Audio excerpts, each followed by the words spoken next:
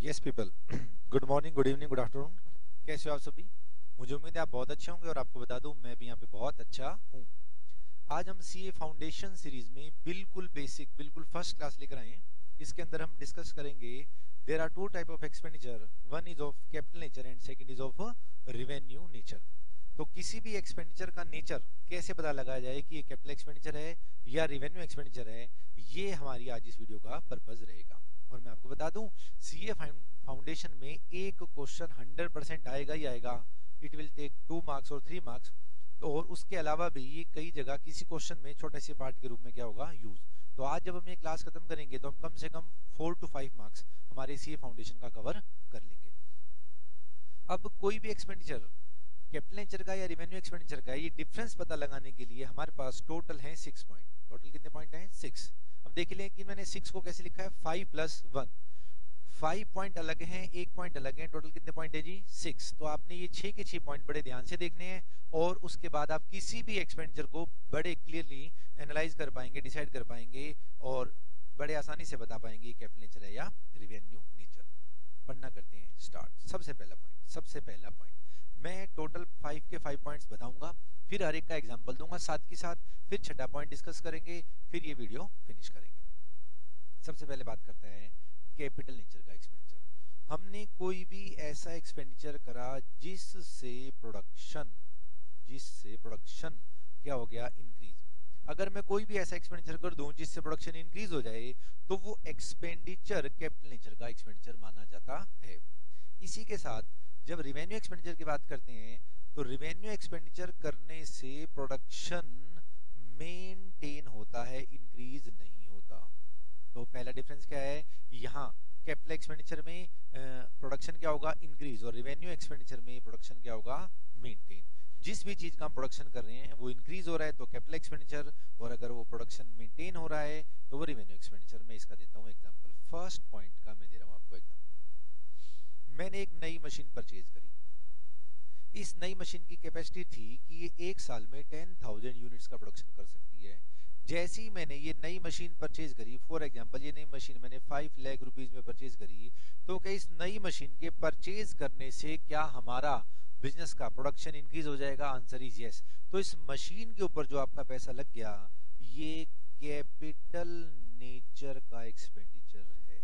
मुझे उम्मीद है छोटी सी बात आपको समझ में आ गई होगी। दूसरा पॉइंट कहता था रिवेन्यू एक्सपेंडिचर करने से प्रोडक्शन इंक्रीज नहीं होता, क्या रहता है, मेंटेन। मतलब वो जिस लेवल पे है उसी लेवल पर रहता है। एग्जांपल, मेरे पास 5 मशीन्स हैं ऑलरेडी। जब मैं इन मशीन्स को चलाता हूं तो मेरा इलेक्ट्रिसिटी का बिल आता है। जब मैं इन मशीन को चलाता हूं तो मेरा रॉ मटेरियल लगता है। जब मैं इन मशीन को चलाता हूं तो इस मशीन को चलाने वाला जो लेबर है वो मेरे से लेबर के पैसे चार्ज करता है। ये सारे एक्सपेंडिचर मशीन की कैपेसिटी को यूज करने के काम आ रहे हैं। इलेक्ट्रिसिटी का बिल भरने से, रॉ मटेरियल की पेमेंट करने से, लेबर की पेमेंट करने से मशीन के जो प्रोडक्शन करने की कैपेसिटी है वो क्या रहती है, मेंटेन। हम इसका फुलर यूटिलाइज कर पाएंगे। तो इलेक्ट्रिसिटी का बिल, रॉ मटेरियल, लेबर, ये सब कौन से एक्सपेंडिचर हो गए आपके, रिवेन्यू एक्सपेंडिचर। मैं फिर बताता हूं, कोई भी मेरे पास मशीन है, मैंने इसको यूज किया, यूज करने से हुआ क्या, प्रोडक्शन इंक्रीज थोड़ी हुआ है, प्रोडक्शन क्या हुआ है, मेंटेन। इस मशीन की कैपेसिटी को हम क्या कर पाए, यूज कर पाए, मेंटेन कर पाए। तो ये सारे एक्सपेंडिचर, इलेक्ट्रिसिटी का बिल, रॉ मटेरियल, लेबर, ये सब कौन से एक्सपेंडिचर हो जाएंगे, रिवेन्यू नेचर के एक्सपेंडिचर। बच्चे यहाँ कंफ्यूज होते हैं और जो है ना कंफ्लिक्ट आता है उनके दिमाग में कि सर हम बिजली का बिल नहीं भरेंगे तो गवर्नमेंट जो है ना हमारा कनेक्शन काट देगी और हमारा प्रोडक्शन डिक्रीज हो जाएगा। इसका मतलब इलेक्ट्रिसिटी के बिल की वजह से प्रोडक्शन हो रहा है? नहीं, इलेक्ट्रिसिटी की पेमेंट करने की वजह से मशीन अपनी कैपेसिटी को मेंटेन कर पा रही है, यूज कर पा रही है। इसलिए इलेक्ट्रिसिटी का जो बिल है वो आपके रिवेन्यू नेचर का है। इस मशीन को चलाने के लिए जो रॉ मटेरियल लगा है वो रिवेन्यू नेचर का है, जो लेबर लगी है वो भी क्या है, रिवेन्यू नेचर की। मुझे उम्मीद है फर्स्ट पॉइंट आपको समझ में आ गया होगा। सेकंड पॉइंट, मैंने कोई ऐसा एक्सपेंडिचर करा जिससे प्रोडक्शन तो इंक्रीज नहीं हो रहा, लेकिन इसका जो यूज है वो हो रहा है मोर देन 1 ईयर। कौन से 4 वर्ड बोले मैंने, मोर देन 1 ईयर। क्या मोर देन 1 ईयर हो रहा है, यूज। मैंने कोई भी एक एक्सपेंडिचर किया उस एक्सपेंडिचर का जो यूज है वो हो रहा है मोर देन 1 ईयर। अगर ऐसा हो रहा है तो वो एक्सपेंडिचर कैपिटल नेचर का कहलाएगा, लेकिन उसका यूज हो रहा है अप टू 1 ईयर। अगर मैंने कोई एक्सपेंडिचर किया और उसका जो यूज है, उसका जो बेनिफिट है सिर्फ हमें 1 साल तक मिल रहा है, तो वो कौन से नेचर का एक्सपेंडिचर है? रिवेन्यू नेचर का एक्सपेंडिचर। मैं इसके एग्जांपल बताने स्टार्ट करता हूं। हमने एक एसी परचेज करा। मेरा पहला क्वेश्चन, क्या एसी परचेज करने से प्रोडक्शन इंक्रीज होता है? अरे नहीं सर। मान लीजिए हमने एसी ऑफिस में लगाया हुआ है, तो हो सकता है मेरे क्लर्क की, मेरे स्टाफ की एफिशिएंसी इंक्रीज हो जाए, लेकिन प्रोडक्शन इंक्रीज नहीं हो रहा। तो फर्स्ट पॉइंट में आया नहीं। लेकिन क्या इस एसी का जो यूज है वो क्या मोर देन 1 ईयर है? Answer is yes. तो इस एसी पे जितने भी पैसे लगे होंगे वो आपका कैपिटल नेचर का एक्सपेंडिचर है। दूसरा पॉइंट दोबारा से देखते हैं। अगर मैंने कोई ऐसा एक्सपेंडिचर कर दिया जिसका जो यूज है वो क्या होगा? मोर देन 1 ईयर, तो वो एक्सपेंडिचर कौन सा कहलाएगा? कैपिटल नेचर का एक्सपेंडिचर। और अगर मैंने कोई भी एक्सपेंडिचर कराया जिसका यूज है अप टू 1 ईयर, सिर्फ 1 साल तक उसका यूज किया जा सकता है, उसका बेनिफिट 1 ही साल तक आएगा, तो वो क्या कहलाएगा? रिवेन्यू नेचर का एक्सपेंडिचर। जैसे हमने इलेक्ट्रिसिटी का बिल पे किया, इस महीने हमने बिजली जलाई, उसका बिल पे कर दिया, इसका यूज एक जो है ना साल तक होगा।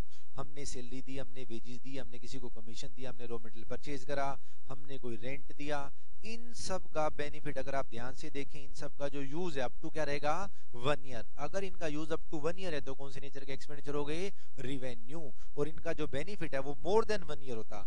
मोर देन 1 ईयर में मैंने मशीन का एग्जांपल तो फर्स्ट पॉइंट में ले लिया था, क्योंकि मशीन से क्या इंक्रीज हो रहा था? प्रोडक्शन।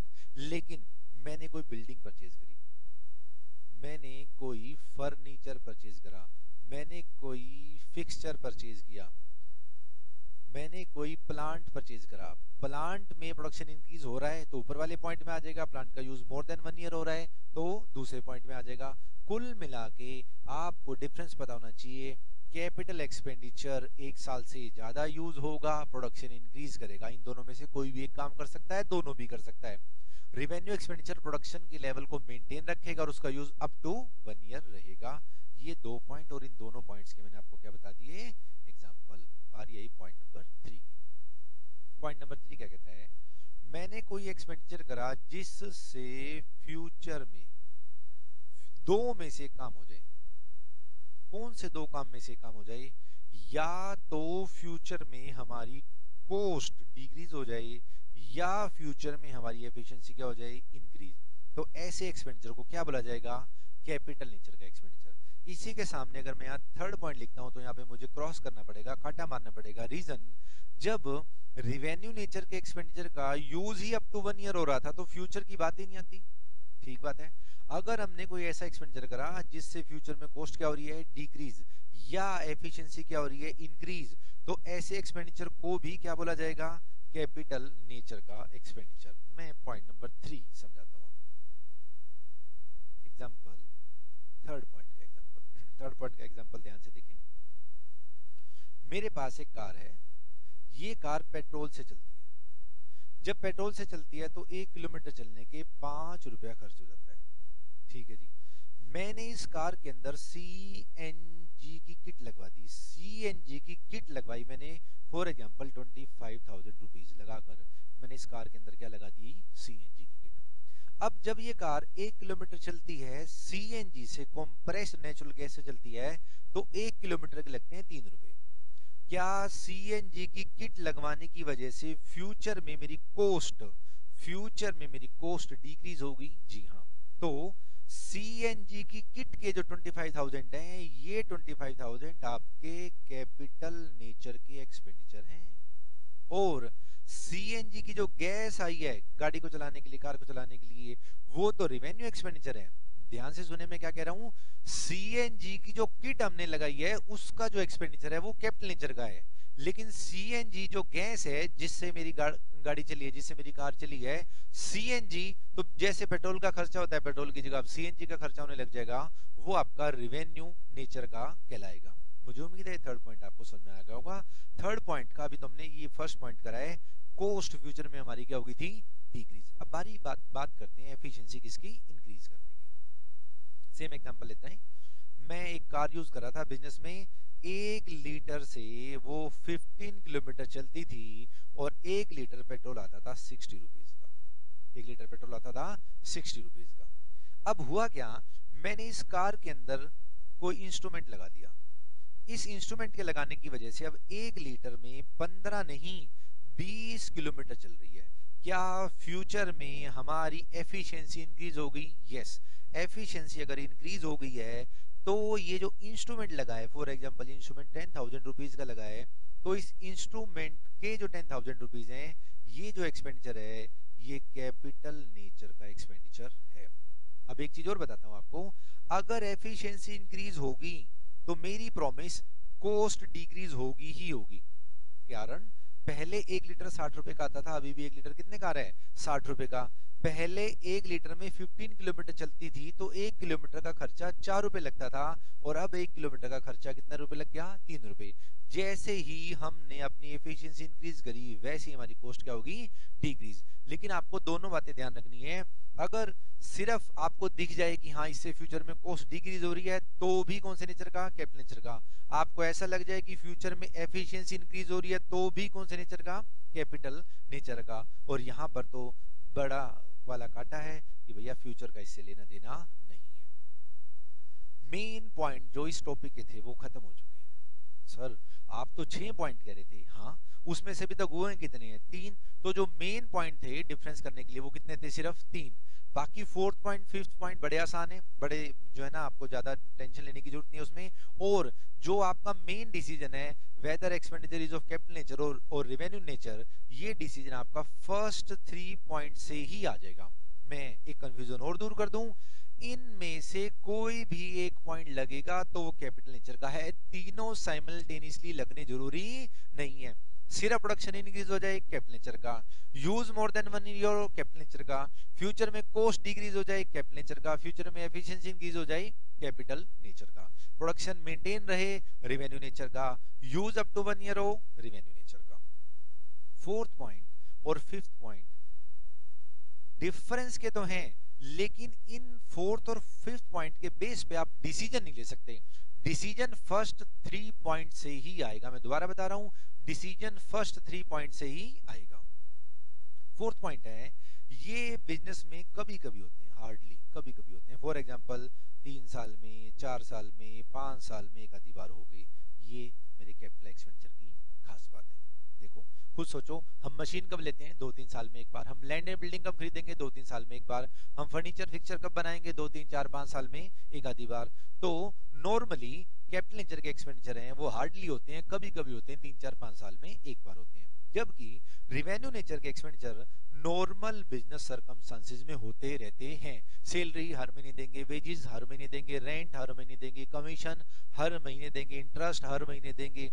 तो इस तरह के खर्चे जो नॉर्मल बिजनेस सर्कमस्टेंसेस में आप पे करते रहते हैं, डेली बेसिस पे पे करते रहते हैं, वो सारे के सारे आपके कौन से होते हैं? रेवेन्यू नेचर के। लास्ट पॉइंट है, नॉर्मली कैपिटल नेचर के जो एक्सपेंडिचर होते हैं उनके अंदर अमाउंट क्या होता है? ज्यादा। और जो रेवेन्यू नेचर के एक्सपेंडिचर होते हैं नॉर्मली उनके अंदर अमाउंट क्या रहता है? कम। बात भी ठीक है। प्लांट अगर मैं नया परचेज करूंगा, लैंड अगर मैं नई परचेज करूंगा, एसी में अगर नया परचेज करूंगा, बिल्डिंग में अगर नई परचेज करूंगा, तो उसका फिगर वाइज अमाउंट क्या रहेगा? ज्यादा। जबकि जो ये यहाँ पे हमने एग्जांपल पढ़े थे, सैलरी, वेजेस, कमीशन, रेंट, उन सब का नॉर्मली अमाउंट क्या रहता है? कम। मैं लास्ट बार बता रहा हूं, इन 5 में से जो आपने डिसीजन लेना है वो फर्स्ट 3 पॉइंट्स के बेस पर लेना है। और अगर आपसे कोई थ्योरी में पूछ ले, what are the difference between capital expenditure and revenue expenditure, तो ये 5 पॉइंट आपके पास हैं। डिसीजन आपने फर्स्ट 3 से और इस छठे पॉइंट से लेना है। छठा पॉइंट 1 मिनट में कराता हूँ। क्या ये 5 पॉइंट आपको समझ में आ गई? हाँ जी आ गई। क्या इन सब के एग्जांपल्स भी आपको समझ में आ गए? हाँ जी सर आ गई। तो अब हम करते हैं 6th पॉइंट। बहुत ही इंटरेस्टिंग है हमारा 6th पॉइंट, और आसान तो है ही है। हमने कोई एक्सपेंडिचर किया, इस एक्सपेंडिचर के करने की वजह से एक और एक्सपेंडिचर करना पड़ गया। मतलब मैं फर्स्ट एक्सपेंडिचर करना चाहता था, सेकंड अपने आप हो गया। तो सेकंड एक्सपेंडिचर का जो नेचर है ना, वो पता है क्या होगा? जो फर्स्ट का नेचर है। दोबारा बताओ सर, दोबारा बताता हूं। हमने एक एक्सपेंडिचर किया, इस एक्सपेंडिचर के करने की वजह से एक और एक्सपेंडिचर करना पड़ गया। तो हमने जो एक्सपेंडिचर किया उसका हमने क्या नाम दिया? First expenditure. फर्स्ट एक्सपेंडिचर करने की वजह से सेकंड करना पड़ गया। अगर आपको सेकंड करना पड़ गया तो सेकंड का नेचर वो होगा जो फर्स्ट का है। अगर फर्स्ट कैपिटल नेचर का एक्सपेंडिचर है तो सेकंड भी कैपिटल नेचर का एक्सपेंडिचर होगा, और अगर फर्स्ट रिवेन्यू नेचर का एक्सपेंडिचर है तो सेकंड भी रिवेन्यू नेचर का क्या होगा, एक्सपेंडिचर। ठीक है जी, फर्स्ट कैपिटल तो सेकंड भी कैपिटल, फर्स्ट रिवेन्यू तो सेकंड भी रिवेन्यू। सेकंड करा क्यों है, क्योंकि पहला करना पड़ा। ठीक है जी, एग्जाम्पल के साथ बताऊं, लो बेटा इसका एग्जाम्पल बड़ा आसान सा बताता हूं आपको। 6 पॉइंट का एग्जाम्पल, हमने एक लैंड एंड बिल्डिंग परचेज करी बिजनेस के लिए 10 लाख रुपीस की। ठीक है, मैंने जिससे लैंड एंड बिल्डिंग परचेज करी उसको 10 लाख रुपए दे दिए। क्या ये लैंड एंड बिल्डिंग अब मुझे अपने नाम करानी पड़ेगी, क्या मुझे इसकी रजिस्ट्री अपने नाम करानी पड़ेगी? यस। मैं गवर्नमेंट के पास गया और गवर्नमेंट ने मेरे से 50,000 रुपीज इस लैंड की रजिस्ट्री अपने नाम करने के नाम की क्या ले ली, फीस। तो ये लैंड की रजिस्ट्रेशन फीस क्यों देनी पड़ी, क्योंकि मैंने लैंड परचेज करी थी। अब मेरा पहला क्वेश्चन, क्या सेकंड एक्सपेंडिचर लैंड की रजिस्ट्रेशन की fees first expenditure land purchase करने की वजह से देनी पड़ी? यस। तो सेकंड का नेचर क्या होगा, जो फर्स्ट का नेचर है। फर्स्ट कौन से नेचर की है, कैपिटल नेचर का एक्सपेंडिचर है। लैंड परचेज करिए 10 लाख रुपए की, इसका यूज होगा मोर देन 1 ईयर, तो इसलिए लैंड परचेज करना कैपिटल नेचर का एक्सपेंडिचर है। अब इस लैंड की जो रजिस्ट्रेशन फीस है, ये रजिस्ट्रेशन फीस भी कैपिटल नेचर की मानी जाएगी और आपकी टोटल लैंड मानी जाएगी 10,50,000 रुपीज की। मुझे उम्मीद है छोटी सी बात आपको समझ में आ गई होगी। इसी एग्जाम्पल को और आगे बढ़ते हैं। मैंने क्या करा, चाइना से एक मशीन परचेज करी 10 लाख, एग्जाम्पल बदल लेते हैं 5 लाख रुपए की। हमने चाइना से मशीन परचेज करी 5 लाख रुपए की। जैसी ये मशीन इंडिया के अंदर आई, इसके ऊपर लग गई इंपोर्ट ड्यूटी। गवर्नमेंट कहती है इंडिया के बाहर से माल ला रहे हो, मैंने कहा हाँ, लाओ इंपोर्ट ड्यूटी दो 1 लाख रुपए की। तो इंपोर्ट ड्यूटी क्यों पे करनी पड़ी, क्योंकि हमने चाइना से क्या परचेज करी थी, मशीन। मशीन परचेज करना कौन सा एक्सपेंडिचर है, कैपिटल नेचर का एक्सपेंडिचर है। तो इस मशीन के ऊपर जो इंपोर्ट ड्यूटी लगी है वो भी कौन से नेचर की कहलाएगी, कैपिटल नेचर की कहलाएगी। और ये मशीन आपको कितने रुपए में पड़ी, 6 लाख रुपए में। अब इसी चीज को और डिटेल में समझे। इन दोनों एग्जांपल्स की अगर मैं बात करूं तो ये भी कैपिटल था और ये भी कैपिटल था। इसी चीज को आगे देखते हैं। मैंने चाइना से रॉ मटेरियल परचेज करा। अच्छा सर, ठीक करा। हमने चाइना से रॉ मटेरियल परचेज करा फॉर एग्जांपल 8 लाख रुपीस का। अब जैसे ही इंडिया में आया, इंडिया की गवर्नमेंट कहती है लाओ इस रॉ मटेरियल पे क्या दो, इंपोर्ट ड्यूटी 1 लाख रुपए। तो इंपोर्ट ड्यूटी सेकंड एक्सपेंडिचर है। क्यों, import duty raw material purchase करने की वजह से मुझे पे करनी पड़ी। रॉ मटेरियल परचेज करना कौन सा एक्सपेंडिचर है, रिवेन्यू नेचर का। अरे सर हम बिजनेस करेंगे तो रॉ मटेरियल तो परचेज करेंगे, तो रॉ मटेरियल परचेज करना हमारा रिवेन्यू नेचर का एक्सपेंडिचर है। तो इस रॉ मटेरियल की इंपोर्ट ड्यूटी भी रिवेन्यू नेचर का एक्सपेंडिचर माना जाएगा। और आपका टोटल अब मटेरियल कितने रुपए का माना जाएगा, 9 लाख रुपए का। ठीक है, अगर मैंने कैपिटल के साथ कोई एक्सपेंडिचर किया तो दूसरा भी कैपिटल, अगर मैंने कैपिटल के साथ कोई एक्सपेंडिचर किया तो दूसरा भी कैपिटल, अगर मैंने रिवेन्यू के साथ कोई एक्सपेंडिचर किया तो वो भी रिवेन्यू। आप रट्टा लगा ही नहीं सकते कि इंपोर्ट ड्यूटी कैपिटल एक्सपेंडिचर है या इंपोर्ट ड्यूटी रिवेन्यू एक्सपेंडिचर है। मशीन के ऊपर इंपोर्ट ड्यूटी दी है, कैपिटल एक्सपेंडिचर है, और रॉ मटेरियल के ऊपर इंपोर्ट ड्यूटी दी है, रिवेन्यू एक्सपेंडिचर है। ठीक है जी, तो ये 6 पॉइंट वो था जो मैं बता रहा था आपको बड़े ध्यान से करना है।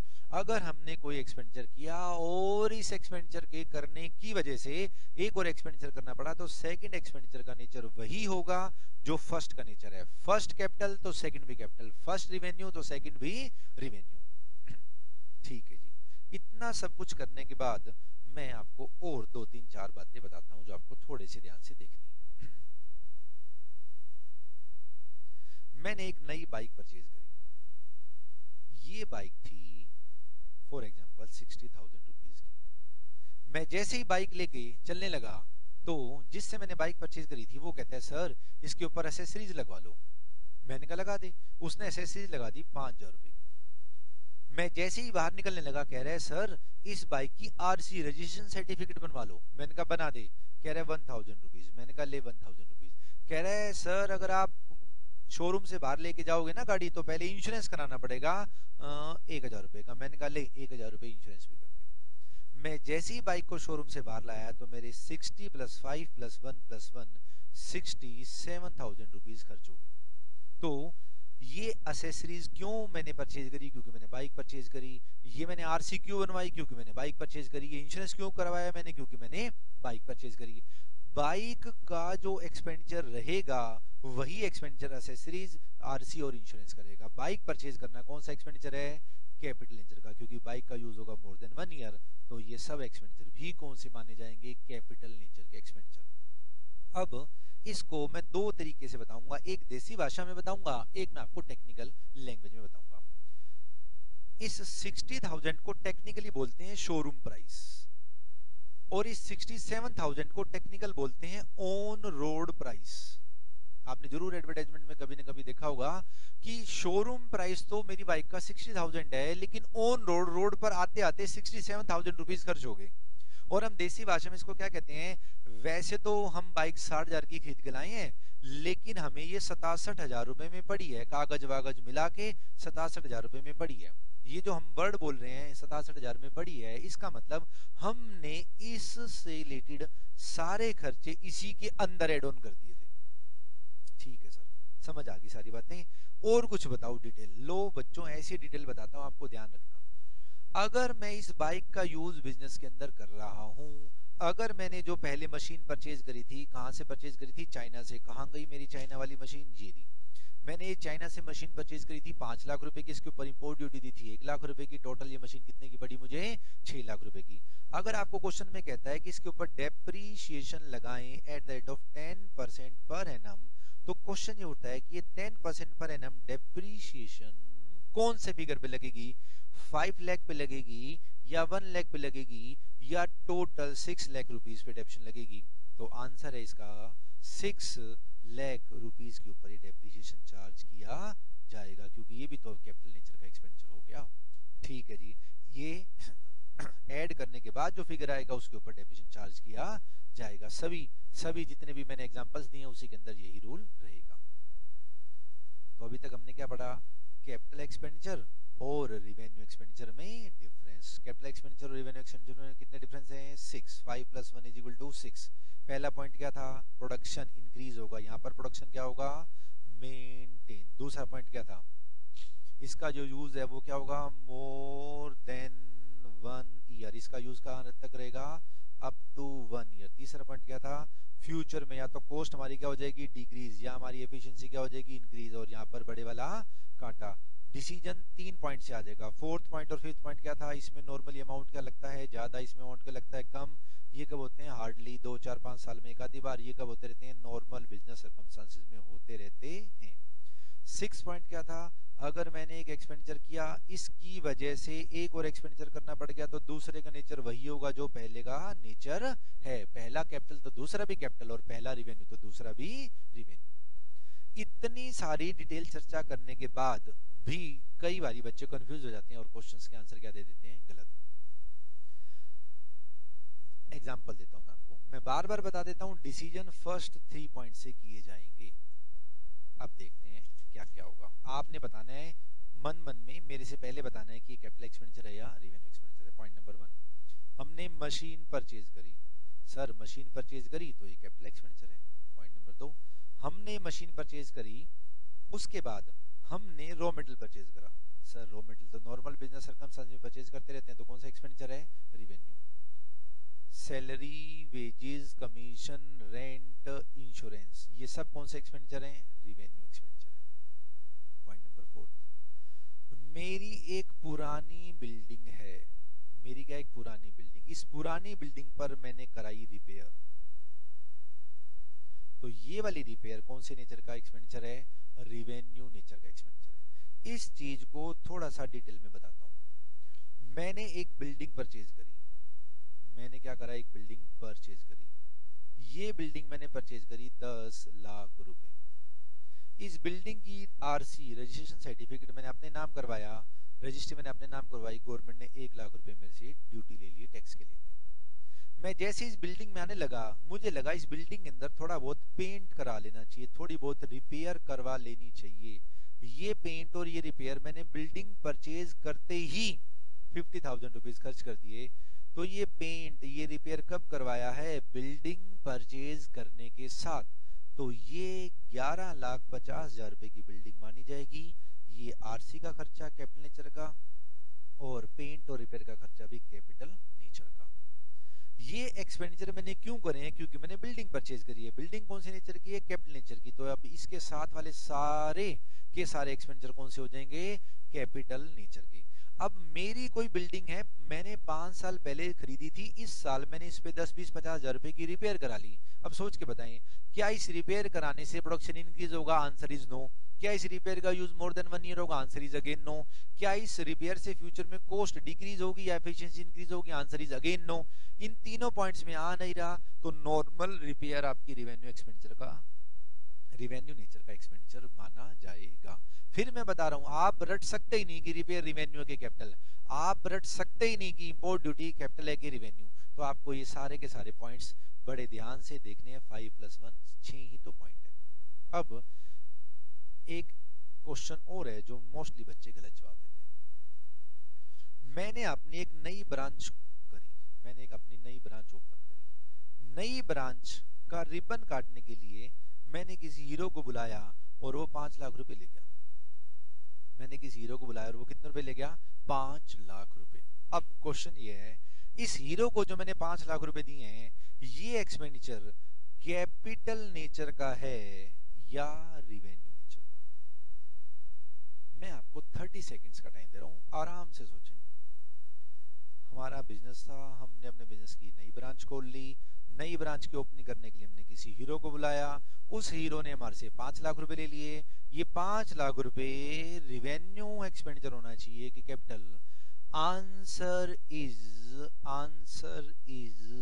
मुझे उम्मीद है आपने दिमाग में सोच लिया होगा। अगर आपका जवाब है कैपिटल, तो ये गलत जवाब है। Answer is revenue. मैं जैसे ही बोलता हूं कि ये रेवेन्यू एक्सपेंडिचर है, बच्चा झगड़ा करता है, सर हम नई ब्रांच कभी कभी खोलते हैं। कोई बात नहीं सर, 5 लाख रुपए बड़ा अमाउंट है। अरे मैंने आपको पहले कहा था, 4th और 5th पॉइंट के बेस पर डिसीजन नहीं देना, डिसीजन पहले 3 पॉइंट के बेस पर देना है। क्या इस 5 लाख रुपए की वजह से मेरा प्रोडक्शन इंक्रीज होगा? Answer is big no. Production increase नहीं होगा, डिमांड इंक्रीज होगी। This is pure and pure advertisement. मैं अगर किसी हीरो हीरोइन को बुलाकर रिबन कटवाता हूँ, भीड़ इकट्ठी करता हूँ, मुहूर्त करता हूँ, this is a part of advertisement. ये तो एडवर्टाइजमेंट करने का तरीका है, और एडवर्टाइजमेंट करने से डिमांड बढ़ती है, और कैपिटल एक्सपेंडिचर होने के लिए प्रोडक्शन बढ़ाना पड़ेगा। ठीक है जी, ठीक है सर, यहाँ प्रोडक्शन इंक्रीज नहीं हो रहा, लेकिन यूज मोर देन 1 ईयर। अरे अगर आपने एक बार हीरो को बुलाकर भीड़ इकट्ठी कर भी ली, तो अगले साल ग्राहक थोड़ी ना आएगा। अगले साल ग्राहक तो आपकी क्वालिटी, क्वांटिटी और उसके हिसाब से आएगा कि किस क्वालिटी का आप गुड्स दे रहे हो या सर्विसेज दे रहे हो। एक बार तो ये एडवर्टाइजमेंट करने का क्या है? तरीका। ठीक है सर, ये प्रोडक्शन में आया नहीं, यहाँ आया नहीं, फ्यूचर में ना कॉस्ट कम हो रही, ना एफिशिएंसी की जोनी। ये वाले पॉइंट हमने लिखने के लिए लर्न करने। डिसीजन हमारा पहले 3 पॉइंट से या फिर 6 पॉइंट से होगा। ठीक है सर, ये बात मस्त बताई आपने कि नई ब्रांच की जब ओपनिंग हमने एक हीरो से कराई, तो वो मेरा कैपिटल नेचर का एक्सपेंडिचर नहीं, रेवेन्यू नेचर का एक्सपेंडिचर है। एक और पॉइंट है जो बच्चे कंफ्यूज होते हैं। MTNL, महानगर टेलीफोन निगम लिमिटेड को मैंने कहा कि भाई मेरे घर में, घर गलत बोल गया बेटा मैं, मेरे ऑफिस में आप लैंडलाइन फोन लगा दो। तो महानगर टेलीफोन निगम लिमिटेड वाले कहते हैं कि सर 2,000 रुपए आपको सिक्योरिटी जमा करानी है। मैंने कहा ठीक, फिर हर महीने आप फोन यूज करना, जितना आपका बिल आएगा वो बिल आप हर महीने पे करते रहना। मैंने कहा ठीक। मैं 2,000 रुपए रिफंडेबल सिक्योरिटी जमा कराया। मेरे वर्ड को ध्यान से सुनिए, मैं 2,000 रुपए रिफंडेबल सिक्योरिटी जमा करा के आ गया। मतलब अगर मैं कल को कनेक्शन हटवा लूंगा तो ये सिक्योरिटी मुझे क्या मिल जाएगी? वापिस।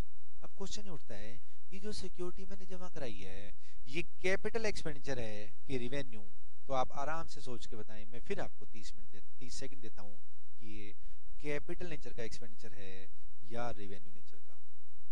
अगर आपका आंसर है कैपिटल एक्सपेंडिचर, तो ये गलत है। इसका मतलब क्या सर, ये रेवेन्यू एक्सपेंडिचर है? अगर आपका आंसर रेवेन्यू एक्सपेंडिचर है तो भी ये गलत है। सर ये क्या बात हुई? अरे बच्चों, ये एक्सपेंडिचर ही नहीं है, ये तो एडवांस है। ये तो मैंने एडवांस जमा करवाया है कि कल को अगर मैंने अपने बिल की पेमेंट नहीं की तो टेलीफोन निगम लिमिटेड जो है इस सिक्योरिटी में से अपना पैसा एडजस्ट कर पाएगा। अगर मैं नियर फ्यूचर में टाइम से पेमेंट करता रहूंगा और साल बाद 2 साल बाद अपना कनेक्शन हटवाऊंगा तो ये 2 लाख रुपए जो मैंने सिक्योरिटी के रूप में एडवांस के रूप में एमटीएनएल को दिए थे वो मेरे वापस आ जाएंगे। खर्चा ही नहीं है। जब खर्चे नहीं है तो कैपिटल और रेवेन्यू की तो बात ही नहीं हो रही, ये खर्चा ही नहीं है। एमटीएनएल को एडवांस दिया था और ये नई ब्रांच खोली थी। मुझे उम्मीद है दोनों पॉइंट आपको समझ में आ गए होंगे। इतनी सारी चर्चा करने के बाद एक छोटा सा पॉइंट और बच जाता है। सर हमने वो भी तो सुना हुआ था ना कि मान लो हम एडवर्टाइजमेंट पे 5 लाख रुपए खर्च कर दें। मैंने कहा ठीक है, कर दिया। अब मैनेजमेंट कहता है कि ये खर्चा 5 साल का माना जाएगा। ठीक है जी। अब ये जो एडवर्टाइजमेंट का एक्सपेंडिचर किया है जो 5 साल तक जाएगा तो इसकी ट्रीटमेंट ऐसे होती थी। मैं यहाँ लिखता हूँ ईयर, यहाँ पे मैं लिखता हूँ प्रॉफिट एंड लॉस अकाउंट, यहाँ पे मैं लिखता हूँ balance sheet. First year, second year, third year, fourth year, fifth year हमने एडवर्टाइजमेंट का एक्सपेंडिचर कितना किया है? 5 लाख रुपए। मैनेजमेंट कहता है कि इस एक्सपेंडिचर का जो बेनिफिट है वो अगले आने वाले 5 साल तक मिलेगा। तो ये एक नहीं 5 साल का खर्चा हो गया तो हर साल का एक्सपेंडिचर कितना हो गया? 1 लाख रुपए। तो पहले साल पीएनएल में कितने पैसे जाएंगे? 1 लाख रुपए। दूसरे साल 1 लाख रुपया, तीसरे साल 1 लाख रुपया, चौथे साल 1 लाख रुपया और 5वें साल 1 लाख रुपया। सर जब 5 लाख में से फर्स्ट ईयर 1 लाख पीएनएल में गया तो बाकी 4 लाख का क्या करेंगे? बेटा 4 लाख रुपए बैलेंस शीट में एसेट साइड में पड़ा रहेगा डेबिट बैलेंस के रूप में। अगले साल 4 में से 1 लाख रुपए हम पीएनएल में डाल देंगे तो बाकी कितना बच जाएगा? 3 लाख रुपया। अगले साल 3 लाख में से 1 लाख रुपए डाल देंगे तो बाकी क्या बच जाएगा? 2 लाख रुपया। अगले साल 2 लाख रुपए में से 1 लाख रुपए डाल देंगे तो बाकी क्या बच जाएगा? 1 लाख रुपया। अगले साल फिर 1 लाख रुपए में से 1 लाख रुपए हम पीएनएल में डाल देंगे तो बाकी क्या बच जाएगा? 0। इस तरह हमने 5 लाख रुपए को 5 इक्वल इंस्टॉलमेंट में बांट दिया और हर साल का एक्सपेंडिचर 1-1 लाख कर दिया। सर इसका नाम क्या है? इसका नाम है डेफर्ड रिवेन्यू एक्सपेंडिचर। नाम ध्यान से देखें, ये है तो रिवेन्यू एक्सपेंडिचर, ये है तो रिवेन्यू एक्सपेंडिचर, लेकिन मैनेजमेंट कह रहा है इसको डेफर कर दो, इसको ट्रांसफर कर दो। और मैनेजमेंट कहता है कि इसका बेनिफिट 5 साल तक मिलेगा तो 5 साल में डेफर कर दो। अगर मैनेजमेंट ये कहता है कि इस 5 लाख रुपए की एडवर्टाइजमेंट का 4 साल तक बेनिफिट मिलेगा तो हर साल पीएनएल में 1.25 लाख रुपया डाल देते और बाकी यहाँ बच जाते 375। दूसरे साल फिर 1.25 लाख रुपए डाल देते और यहाँ बच जाते 2.5 लाख रुपए। फिर यहाँ 1.25 लाख रुपए डाल देते, फिर यहाँ कितने बच जाते? 1.25 लाख रुपए। फिर यहाँ 1.25 लाख रुपए डाल देते और यहाँ कितने बच जाते? नील।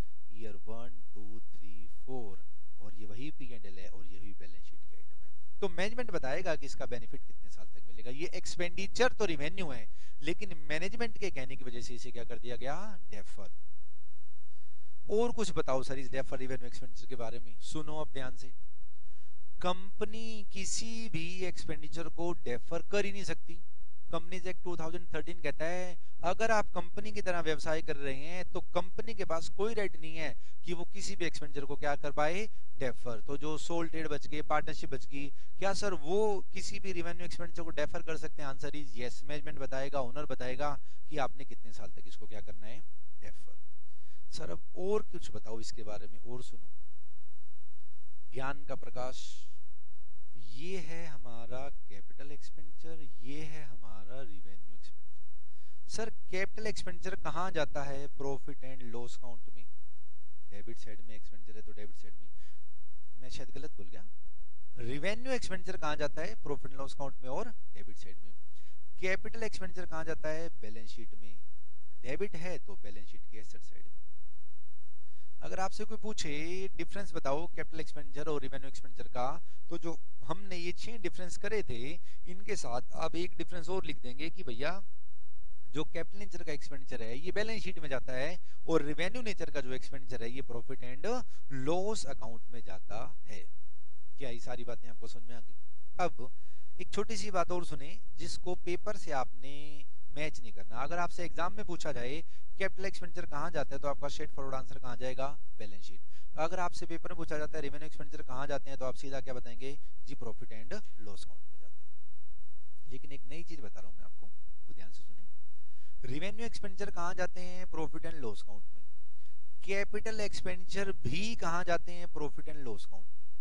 हैं सर अभी तो आप बता रहे हो कि कैपिटल एक्सपेंडिचर बैलेंस शीट में जाते हैं। हाँ अगर कोई आपसे पूछ ले कैपिटल एक्सपेंडिचर कहाँ जाते हैं तो कहाँ जाएंगे, बैलेंस शीट में। आपसे कोई डिफरेंस पूछे कैपिटल और रेवेन्यू में तो उस डिफरेंस में ये लिख के आना है कि कैपिटल एक्सपेंडिचर बैलेंस शीट की आइटम होती है, रेवेन्यू एक्सपेंडिचर P&L की आइटम होती है। लेकिन आपको समझना है बड़े ध्यान से, क्योंकि आप एडवांस अकाउंट्स पढ़ रहे हैं। रेवेन्यू एक्सपेंडिचर P&L में जाता है, कितना P&L में जाता है, 100%। रेवेन्यू एक्सपेंडिचर P&L में जाता है, बात खत्म। कैपिटल एक्सपेंडिचर भी कहां जाता है, P&L में। लेकिन इस बेचारे की समस्या क्या है कि 100% किसी भी एक साल में नहीं जाता, ये टुकड़ों में P&L में जाता है। और जिस टुकड़े को P&L में डालते हैं उस टुकड़े को बोला जाएगा डेप्रीशिएशन। क्या बोला जाएगा, डेप्रीशिएशन। अच्छा, अगर हम प्लांट लेकर आते हैं 1 लाख रुपए का और उसके ऊपर स्ट्रेट लाइन मेथड से 20% डेप्शन लगेगी, तो पहले साल 20,000, दूसरे साल 20,000, तीसरे साल 20,000, चौथे साल 20,000 और पांचवें साल 20,000 कहाँ चले जाएंगे, प्रॉफिट एंड लॉस अकाउंट में। पहले साल बैलेंस शीट में बचा रहेगा 80,000, दूसरे साल 60,000, तीसरे साल 40,000, चौथे साल 20,000 और पांचवें साल कितना हो जाएगा, 0। लेकिन पेपर में गलती से मत लिखिए ना कि कैपिटल एक्सपेंडिचर जो है ना P&L में जाते हैं, नहीं। कैपिटल एक्सपेंडिचर का एक छोटा सा टुकड़ा, एक छोटा सा पार्ट P&L में जाता है और उस पार्ट को क्या बोला जाता है, डेप्रीशिएशन। सर अब ये बताओ, ये डेप्रीशिएशन P&L में क्यों डाली जाती है, डेप्रीशिएशन P&L में क्यों डाली जाती है, उसके पीछे लॉजिक सुनना, करें स्टार्ट।